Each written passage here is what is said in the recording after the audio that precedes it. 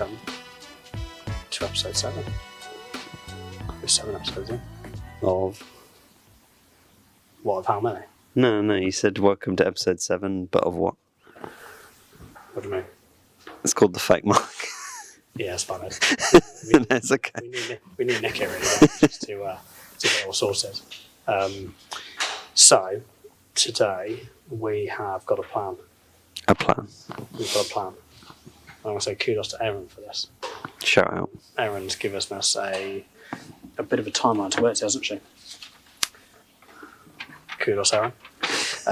And we are going to be discussing using big media events to your brand's advantage and why it works. It's a good topic. It's a fantastic topic, Michael. But before we go into it, how's your week been? Good. We've had a busy day. We had a really busy day, actually, haven't we? Yeah. Should we tell them what we've been doing? Lots of things. What time did our day start? Mine started at 4:52. What time you're up? 4:50, yeah. Why so early? I had to get to the train station, innit? I had to get to town to get to the train station. Ah, that's fair. Okay, so you were early. Mm. I was at 5:15. So not sure. At a line. And why were we at this early, Michael? We were going to the big conversion meetup. We were, where I was doing a talk on are Facebook ads still relevant in 2023, which actually went down really well, didn't it? Yeah, I think it was good. Yeah, it was good. Down in London. London, yeah. It was down in London. Little shout out to Lido. It was their event, and actually, it was class, wasn't it? Good event. Very good event at the Everyman Cinema in King's Cross, and yeah, it was good. It was really good. There were some brilliant speakers. There were 6 in total, including myself, and yeah, all in all, it was good. We saw some prospects, saw a couple of customers. Yeah, genuinely, just was a good day, wasn't it? Really. I ate some pizza. We ate some pizza. I had about like 4 or 5 slices. I think I kept going back. Did you have a bacon butty in the beginning? Yeah. I was grabbing everything. I was just like, if it's there. Which is fair. Yeah, so we were there, and then we headed back to Leamington. Now we're here. And we are a bit late for this, so apologies to Michael because I've been talking and doing work. That's all right.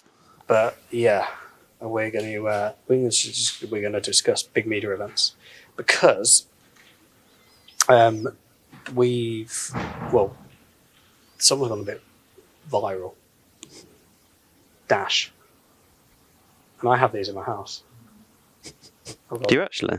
I have these exact ones. I've never heard of them. No. So, to be really transparent, they're really expensive. What are they? It's essentially like a... Is it like protein thing? No. It's just a...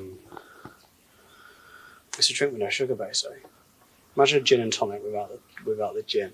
It's not far off that. Are they the people that make the grenade things? No, it's a different firm. Huh. No, but we will go on to those. No, sorry, I jumped ahead. You jumped well ahead. But they're good. And one of their flavours is lime. Is it lime? Yeah, lime. So, Oh, I have seen this brand, yeah. you would have seen them. Yeah. Dash. Like a dash of something. Yeah, but they're expensive. Like a pound. The worst thing is they're a pound, but it's like a really small little can. Little can, yeah. It's a pain in the ass, really. The branding looks they're trying to be quite sort of bougie, kind of. They are bougie, Yeah. but they're expensive, which is fair. But they did something really cool this week. So Prince Harry here in the UK was in a phone hacking trial down in London at the High Court, and the guys over at Dash did a bit of guerrilla marketing, and they had a massive sign. And what we'll do is Michael will put these captions in this picture on the edit clip, and it says Harry doesn't want the limelight, but we do. Very clever. Yeah, and it's lime flavoured as well, so you know. Michael brains the operation. But what's really interesting with this is that what they did is when the press were doing their photos and stuff, and sort of Sky News and the live news shows, they were just walking behind. Getting in the background. Honestly, brilliant. It's a good idea. Honestly, it's fantastic. Well, apart from that sign, and and obviously a bit of resource in terms of time being there, they must have had millions and millions of views. I think It's just free marketing for them, isn't it, really? it is. All the pictures and stuff do it for you. Everyone talking about it online, they'll all go, oh, did you see that? Whatever. But when you looked at, when they were taking when the Sky News and the other sort of news outlets were looking across the road at all the photographers, you just had this massive banner, which is obviously that one where it was just up there. And it's just like, brilliant. Great idea. Absolutely brilliant. But what I love more about this is, although it's a bit guerrilla, it's a bit out of, a bit left wing, a bit curveball-y, what I like about it is that they've not spoke about it. Everyone else has. Yeah. So if you go onto TikTok, if you go onto Facebook, any social platform, you'll see this ad out there. Yeah, they did. Yeah, they commenting and like they've not had to push. They haven't promoted it themselves. They've let everyone else do it for them. It's on all the media outlets. It's on all the papers. Fair play. I feel like this is a very you sort of thing. I feel like you love this sort of thing. You like the sort of subverting, the sort of marketing that sort of pushes the envelope a bit. Yeah, well, I got in a bit of trouble at Edgbaston, actually. I wondered if you were going to talk about that. Yeah. So I got in trouble at Edgbaston last year. So we were at events, and Edgbaston is a cricket club. No. Very, very formal, very... Yeah. Were you there? Yeah, I was there. Yeah, we got told off, didn't we? Yeah, because you told me to go and film. Yes, I did. Yeah, so big context. We were at a marketing show at Edgbaston, and I thought it was a clever idea to get some stickers which said, let's on social with our logo, don't piss away your social media budget. And I stuck those above all the urinals, in all the back doors of the toilet, so when males were doing their business, they could see it, and vice versa did the same in the ladies. But as well as that, we had some personalised condoms done, which, again, with my logo which said the perfect fit for your business. And I scattered those on the wash basins. I didn't actually even know about the stickers. I only knew about the condoms, so that's another layer to them. And the reason why they got really pissed off is because the guy that spotted they're in there had to go and take them off, but you couldn't take them off. You had to scrape them off. You know, you're not realistic. And generally, it wasn't my intention to get really rubbish stickers. But yeah, when he was trying to peel them off, it was just left with this dirty white gluey mark in this really prestigious home of Birmingham cricket. Safe to say, I was told off, and they were not happy. Yeah. But they did take off the stickers before they told me, so I would have gone to help them. But they didn't. They shut a moan and said, "We've done it now." And I couldn't go in the ladies and do it because obviously I got there early. So that's a way when guerrilla marketing like that doesn't always work. But in terms of those condoms, they all went in the men's and the ladies. I probably had 2 or 3 posts on LinkedIn or social platforms saying, "Oh, these were funny." So where are they? Exactly, it did its job. Yeah, but where are they gone? You wouldn't pick it up, would you, and just leave it in your bag? Don't know. Because you pick it up and go, "Oh, I like that. That's good. I like that." You know, but these were marketers. I didn't have anything. So where have they gone? Don't know. Well, they're somewhere. There must be. I know where the stickers are. Stickers are gone. Stickers are perished. But yeah, the condoms, that's the funny one. I'm intrigued to see where they've gone. Very intrigued. And you got a LinkedIn post out of it, didn't you? I think you posted about it after the event. So. Yeah, I did, but I was expecting, really, my plan was this, really. If I sort of... You thought wanted to go viral. Yeah, or at least have a few people go, let me tag you in. And yeah. I only had a few, that's what I mean. Where have they gone? Need to go bigger. What size? No, I mean, you need to increase scale. You need to like drop them from like a Zeppelin or something. What's the Zeppelin? Those big balloon things. Ah. And you fly over like London, you can drop them all. Okay, I like that. Yeah, we could do. It'd be good. I think it'd be quite expensive though. Probably. Well, not probably. It would cost a fortune. But there has been some good examples of this over the years, and one that again you mentioned actually, Michael, which is Grenade. I've heard of Grenade. They're the protein people, aren't they? Yeah. I knew I knew them from somewhere. I think they're in the US. I'm sure they are. But if they're not, essentially it's a protein bar, chocolate bar, with nothing in them apart from good stuff, apparently. But Nick and I are still convinced that, we're not sure. I think there's aspartame in it. Getting quite, technical now. But they, during lockdown, they were quite frustrated that their gyms were in lockdown. Mm-hmm. When we were sort of coming out of lockdown. Yeah. And they decided to buy a tank. As you do. As you do. Bear in mind, these guys have got some serious dough. Buy a tank, personalise it, and drive it outside Parliament to protest, to keep gyms open. Class. It's like the sort of parallel opposite of the last one, where they went they got a sign, they went low budget, and this is like buying a tank. This is like the most high budget. It's like the exact opposite, but the same outcome. That wouldn't have been cheap. I didn't. Wouldn't have been cheap. Where can you buy a tank in lockdown? I reckon that tank would have cost them about 150, 200 grand, plus personalising it. Yeah, they'd just spray it all orange. But they also got James Haskell to be on there as well. Who's that? The next rugby player. You have no idea who he is. Oh, is that the guy in the picture? Yes. Yes, I see him. Yeah, so he, I don't know if he'd have done it for free, potentially for beer publicity. Hmm. But again, these guys didn't have to push that. The media outlet did it for them.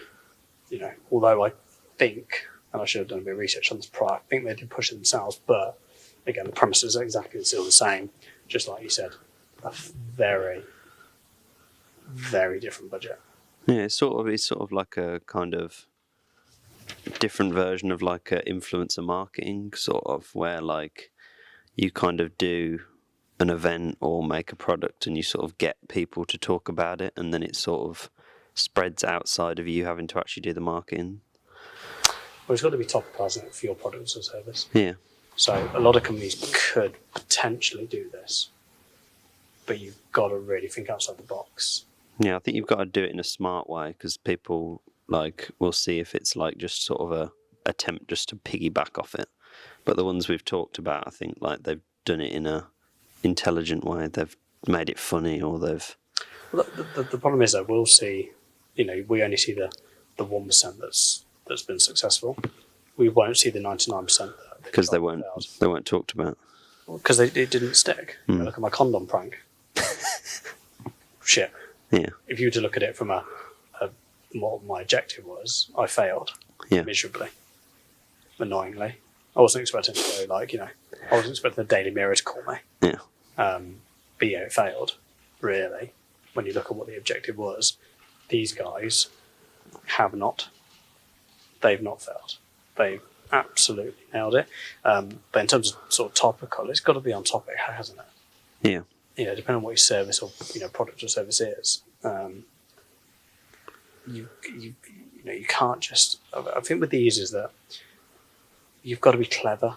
Yeah. And the timing is really important. So, for example, let's say my condom trick. Maybe it just wasn't the right event. Yeah. Maybe the idea was good, but actually, was it the timing? Yeah, you could have done it at a different event, and they could have sort of, I don't know, got on board with it more. Yeah, maybe people that went to the toilets were like, oh, brilliant, while they're there, urinating. Sorry, I can't think of the word. It's a urination then. But yeah, is that will it be picked up in another place? Again, we don't know. But maybe it was just the timing. Because there are some brilliant ideas. We've come up with a lot of ideas, especially for clients. One of our clients, Playdate, which is a single parent dating app. We've created some really cool ideas for those, but it's timing is everything. Time is really, we've done on-street interviews and stuff, haven't we? We do a lot of that stuff. Yeah. And even that timing's right. Timing, location, you've got to really make sure that if you do sort of go down that route, not to be negative, but I prepare for failure because it's not going to work straight away. Yeah. You may have to try 20 times for it to work. Yeah. But it can work.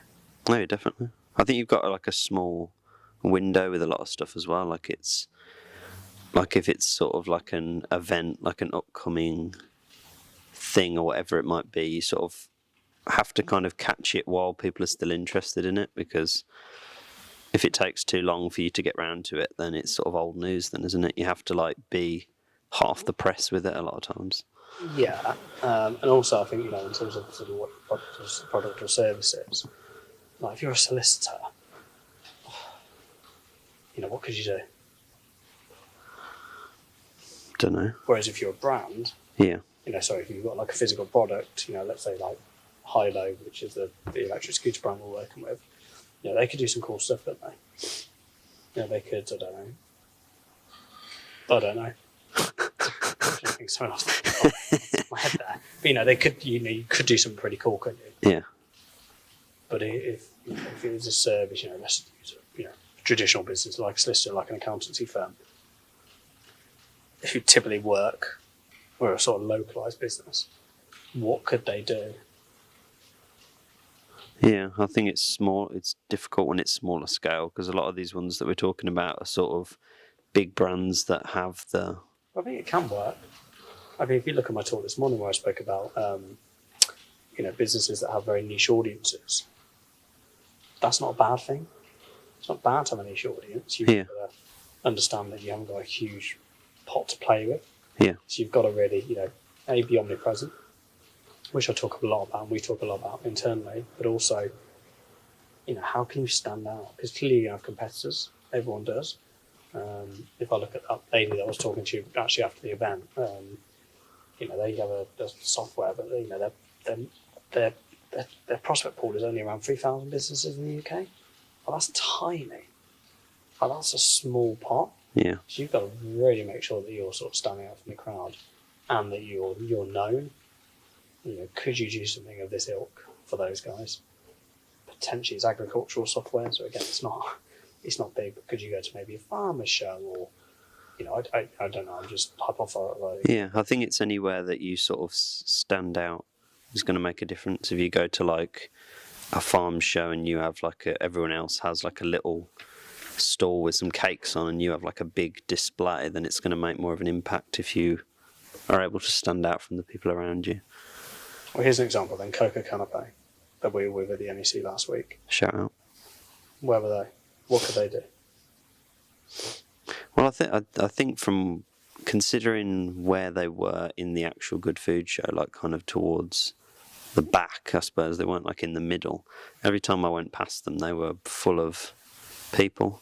And I think, again, they were probably fortunate in the fact that it was really hot and they were doing iced chocolate. And when you walk past and see, here's a load of iced chocolate, people are going to be like, yeah, I'm down for something like that.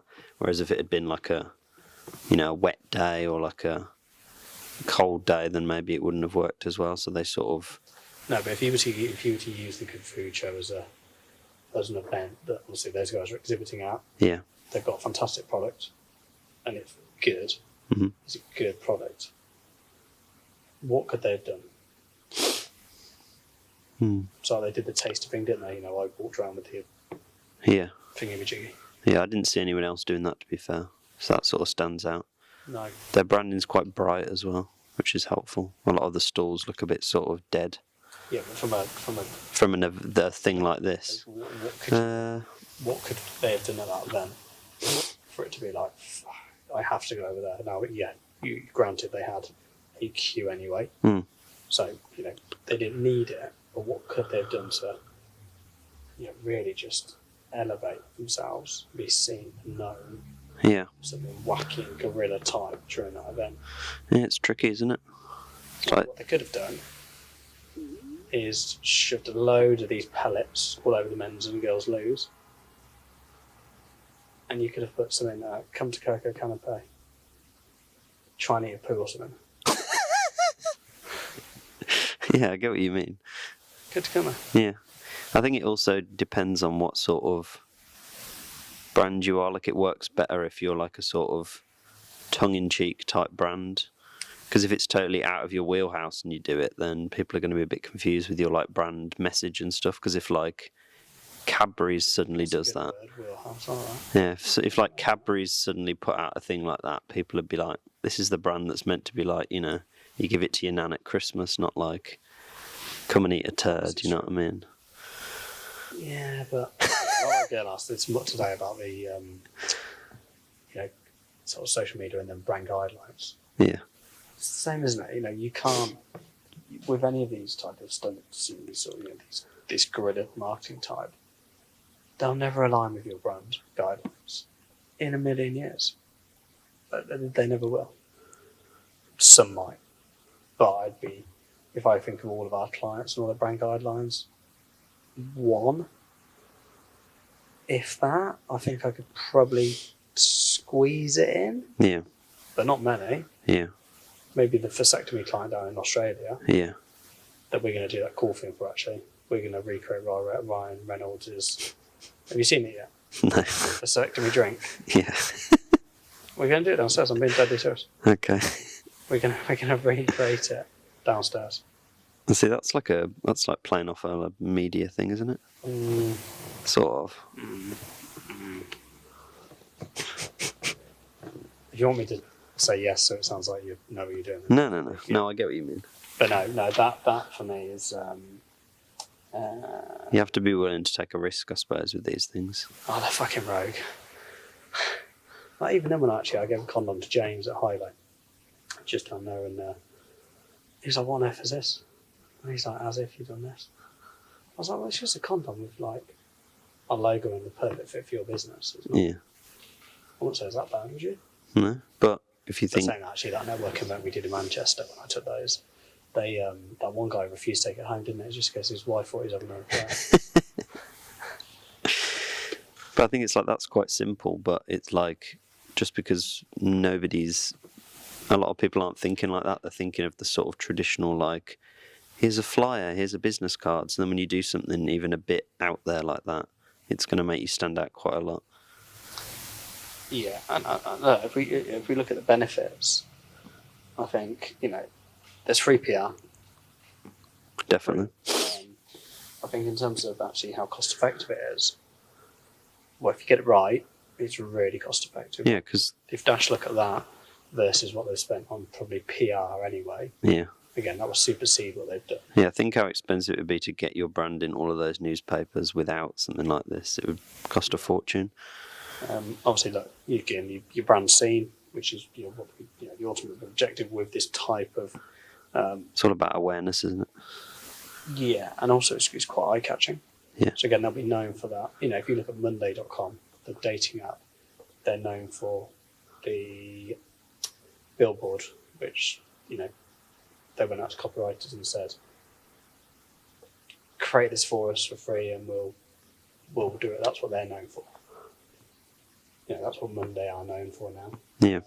Grenade, I think a lot of people will know Grenade because of that stunt. And again, Dash now in that same breath, they will be known now because of that story. Yeah, positive or negative reaction to it, it still gets people remembering who you There's are. no harm to it, is there? Yeah, exactly.